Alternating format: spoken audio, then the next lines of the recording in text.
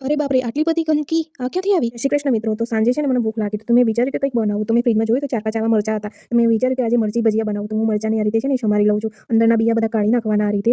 તેથી કરીને છે ને અંદરનું પેલું નીકળી જાય ને એટલે પછી આપણને બહુ તીખા ના લાગે. મરચાં કપાઈ ગયા પછી એનું એક બેટર તૈયાર કરીએ આપણે. તો ચણાનો લોટ મેં લઈ લીધો છે. ચણા લીધા પછી એમાં આપણે મસાલો કરી દેવાનો જે તમને યોગ્ય લાગે. મેં આ રીતે મસાલો કરી દીધો. પછી એનું છે ને પાણી નાખીને એને હલાવી દેવાનું. મસાલામાં છે તમારે મીઠું, હળદર ને અજમો ને જીરું ને બધું નાખી દેવાનું. પછી અહીંયા તેલ ગરમ મારું થઈ ચૂકે છે. હવે આને છે ને બેટરમાં આમ ડુબાડીને પછી એને તેલમાં નાખી દેવાના. રિમેમ્બર તેલ ગરમ હોવું જોઈએ. તેલ ઉકળતું થોડું મતલબ ઉકળતું હોવું જોઈએ. તો તમારા ભજીયા ફટાફટ અને ક્રિસ્પી થાય. તો અહીંયા મેં આ રીતે બધા ભજીયા નાખી દીધા છે. એક ભજી હું તમને ટ્રાય કરીને બતાવું છું. એ રીતે મેં બધા ભજીયા ફટાફટ નાખી દીધા કેમ કે ભૂખ એવી લાગી હતી ને એટલે. તો અહીંયા જોઈ શકો છો કે સાંજે તમે આ રીતે નાસ્તામાં કરી શકો છો. આ રીતે તમે જોઈ શકો છો કે હું સાઈડમાં સફાઈ બી કરતી જાઉં છું. એને છાંટવડે છે. જો આ ભજીયું આ રીતે મારું ભજીયા તૈયાર થઈ ચૂક્યા છે. હવે હું સવારમાં આવી તો મશીનમાં મેં જોયું આ શું છે? આટલું બધું તો મેં જોયું આ ગંદકી છે. આપણા કપડાં ધોઈએ ને તો અંદરમાં ફિલ્ટર યુ છે ને તેમાં આ ગંદકી હતી. તો ગાઈસ તો જો તમારા ઘરે મશીન હોય ને તો તમારા ફિલ્ટર ચેક કરી લેવાનું. જો આ ફિલ્ટરની અંદર બી કેટલી ગંદકી હતી. આ ગંદકી મેં કપડાથી સાફ કરી. તો બી છે ને તમારે ચેક કરતું રહેવાનું. અહીંયા તો જો આ દૂધવાળું હળપદુડું કે મારો વિડિયો લે મેં કીધું ઠીક છે ભાઈ તારો વિડિયો તો ફેમસ થઈ જઈશ. એટલે કે હા મને ફેમસ કરી દે. પછી અહીંયા તો જોયું તો કપડાં ધોવા મૂક્યા હતા તે 2 મિનિટમાં ધોવાઈ ગયા છે. તો અહીંયા જોઈ શકો છો કે હું કપડાં સૂકવી દઉં છું. તો આજનો મારો આ મિની બ્લોગ તમને કેવું લાગ્યું મને કોમેન્ટ સેક્શનમાં જરૂરથી કહેજો અને મારી ચેનલને સબસ્ક્રાઇબ કરવું ભૂલતા નહીં પ્લીઝ.